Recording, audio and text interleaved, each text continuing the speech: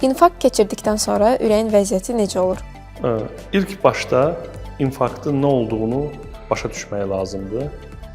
Ürəyi qanla təchiz edən iki əsas damar var və bu damarlardan biri də iki böyük şaxəyə bölünür.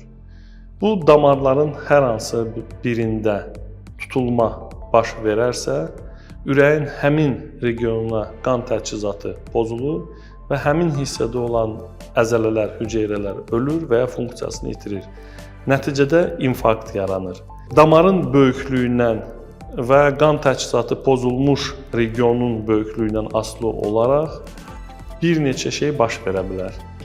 Yəni ki, böyük bir yer əgər infarkt keçirdirsə, ani ürək ölümü baş verə bilər.